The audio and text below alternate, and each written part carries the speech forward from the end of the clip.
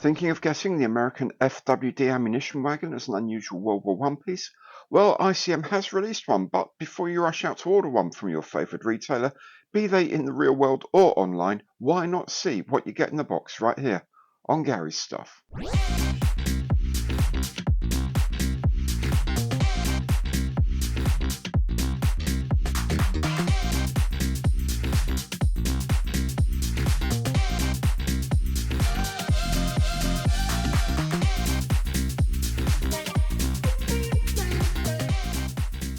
Hi, I'm Gary, and today I'm peeking inside the box of the American FWD ammunition wagon in 1/35th scale from ICM.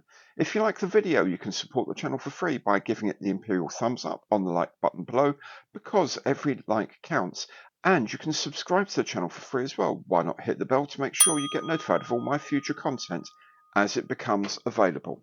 Let's make a start then and look at the FWD ammunition wagon in 1/35th scale from ICM. So here it is, the FWD Type B ammunition truck from World War I.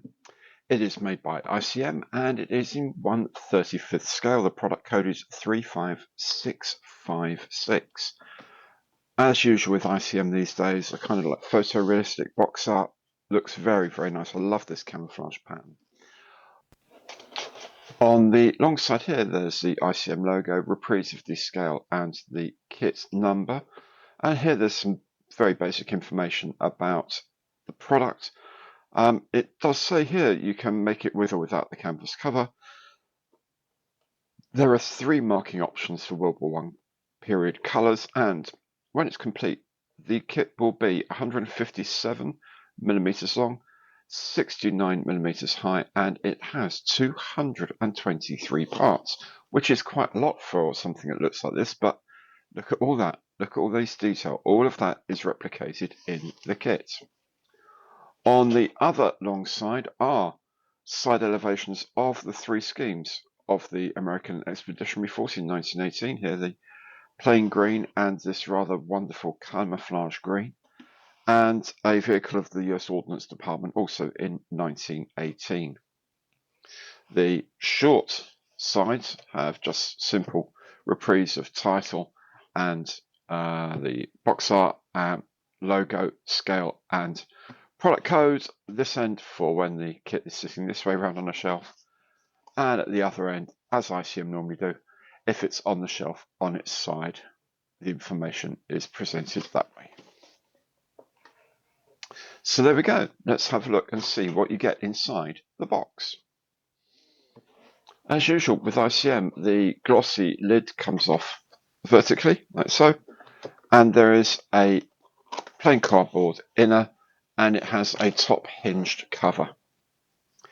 Inside are the cellophane bags containing the parts. There's one main cellophane bag for the grey parts and a smaller bag for the very few pieces of transparent plastic, but we'll have a look at the parts in a moment. There is the full colour, or at least the front's full colour instruction booklet. We'll have a look at that as well. And somewhere in here will be the decals. There we go. Normally just inside the front cover are the decals. And we'll have a look at these all in a bit more detail now. Here we have frame A, and this has mainly the chassis rails, either side, wheels, engine components and transmission components. As is frame B, the vast majority of which isn't used in this kit. The only bits you use actually are the sides of the engines here and the floor of the driver's cab. Frame C, again, a lot of this you're not using. Obviously the radiator and fuel tanks and stuff like that you do use, but an awful lot of this is not going to be used in this kit. Frame D is primarily the suspension and all the other sort of ancillary parts of the chassis, but also things like the driving lamps and stuff like that. So it's a lot of detailed parts in here, even like a little lever, the brake levers and stuff like that. Very beautiful. This is frame F. Now you remember I said a lot of the parts, especially for the back of the truck, you're not going to use. Well, these are the parts that are replacing all of those. So there's some wheel covers.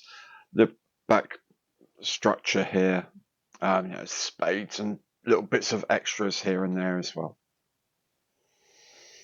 Okay, having a closer look at the plastic and the moulding. It looks beautiful. These rivets are really cleanly moulded. The locking bars look good. Yeah, this is really, really nice quality moulding. I mean, ICM these days, they do come up with the goods. They really do. These deep mouldings in the rivets and everything inside.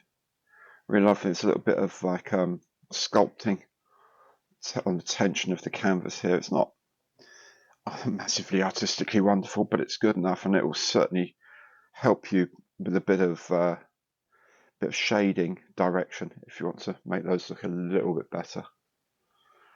Wheels, very clean. The holes are nicely pierced, and there's no flash on this frame that I can find at all. Really lovely. Looking at some of the more sort of fine detailed parts, again, very clean, very nicely moulded. These little bits and pieces all look very good, all look very easy to take off. Little toot horn there. A little control quadrant there. So look at some of the other smaller bits up here. You can see there's no flash on these, and these are parts of these frames have been probably used the most because they're common to all the different versions of this kit. So they have been used, but you know what? They don't show any real sign of age at all. One interesting thing is this exhaust pipe. You can see how they've run the frame in 3 dimensions, in like an outwards dimension, so that they can run that exhaust pipe in one piece, which is quite a nice touch, really. Saves having to make several pieces and join them together at odd angles. That'll run straight and true straight through the kit. The decal sheet is pretty basic. I don't think these trucks really ran so much decoration back in the day, especially during the First World War. There's just some ID stenciling and a tiny little box. I don't know if that's a warning thing or a this is where you fill it with something, or stay away because these things will go bang. I don't know what actually you're supposed to say, but I'm guessing they've done some research on that and found that there really weren't that many stencils, because this was World War One. They started to put stencils on really heavily in World War Two, and by, of course, the end of the Cold War, they were absolutely everywhere. So fairly basic stenciling, very basic decal sheet, but still looking pretty good. The instruction leaflet is very much as of the current ICM style. The outer wrapper is in full colour, so it gives you a full colour reprise of the box art here. Some basic information about the truck and some technical specs here, both in English and in Ukrainian. The colour callouts here are all referencing to ICM colour codes, but you can easily change those over without any real problem. Interestingly, A and J are both camouflage green 1071, which is kind of weird that they've repeated that, but there we go. And then there's a translation of all the icons they use here, again in English and in Ukrainian. The inside of the instruction sheet starts off with the parts maps, the frame maps. As you can see, frame B and indeed frame C, you're losing a lot of these parts, and they are being replaced by the things found on frame E.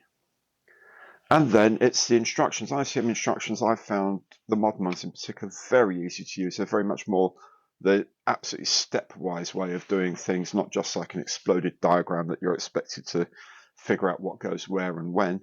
They do actually let you know a proper sequence of fitting everything. We've got spark plugs here in the engine. That's quite cute. So all very straightforward, all very good. It's in black and red.